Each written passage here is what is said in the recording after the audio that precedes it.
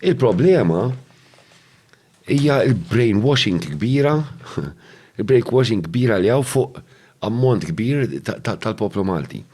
Għaw brainwashing totali, issa ġeja mill-media, ġeja mill-roots, ġeja minn kif waslu l-messaġġ, għax nemmen li ħafna psikoloġija, wara kif waslu l-messaġġ. Hemm grupp ta' nies li daw no matter what, dak il-kolur huwa u l-aħjar u l-kolur liħor ta' li jinsa waħar u tfnu. Għalfej problematika għazil? Problematika brainwashed.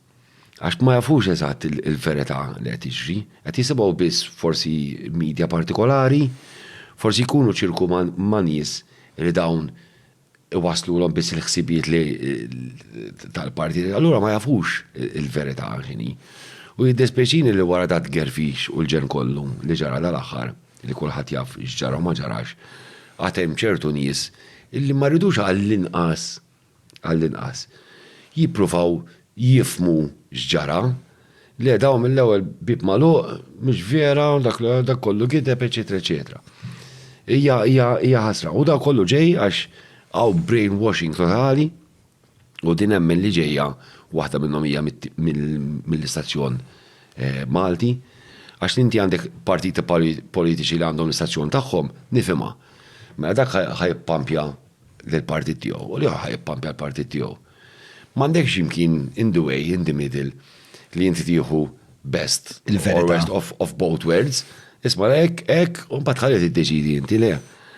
Allura nemmen li waħda mill-problemi li hemm li hija u mhux qed ngħidha jien ovvjament jgħidha kulħadd.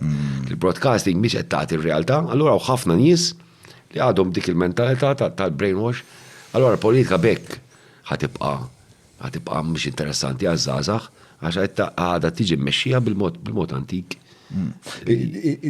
Berat Nogost semmejt il-qawwa u l-potenzja tal-medja u l-rwol tal-medja u l-rwol tal-ġurnalisti f'dan kollu. Il-bieraħ iltqajt ma' ġurnalista kienet taħdem ma' wieħed minn daw l-istazzjonijiet tal-partiti u kważi għalti li b'mistħija, għalti xina kont ma' dawk ma' dak l-istazzjon partikolari. Għalti stra għasnemmen kem kont, u kem jizad brainwash kienet, u li kont naf li jett nikteb mux il-verita, jew jekk il-verita hija XYZ ngħidlek Y. U XYZ ħallejtlek naf x'qed nagħmel, imma minħabba li isek tidħol f'dan il-grupp ta' nies li kulħadd qed jgħid l-istess ħaġa, kulħadd qed jgħid li hekk hemm bżonn isir, u allura hekk isir. U naħseb parti mir-raġuni li dan il-brainwashing fiż-żgħażagħ mhux daqshekk prevalenti hija li l-medja tiddemokratizza ruha. Jien għandi ħafna nies li huma Patreons li jgħidu li pereżempju ċentment kelli konverzazzjoni ma' li jiena kont noqgħod niġifu l-videos tiegħek biex noqgħod naqlalek il-ħara għax konna ngħidu bejnietna kien hemm WhatsApp chat biex tlaqna ħara ġon. Bat narak, u għet najd zom sekonda naħseb għalla l-verità jgħid. U l-ġurnata patron. Eżatt.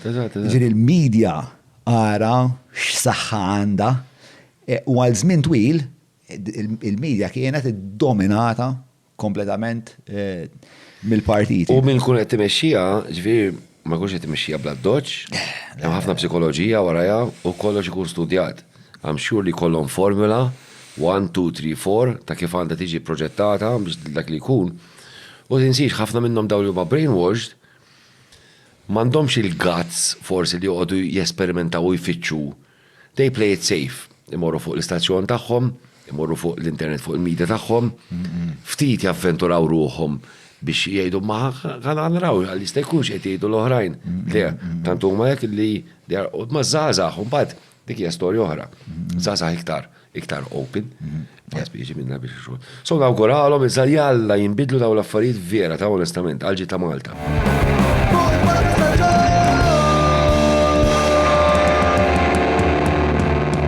Mela tlaqna?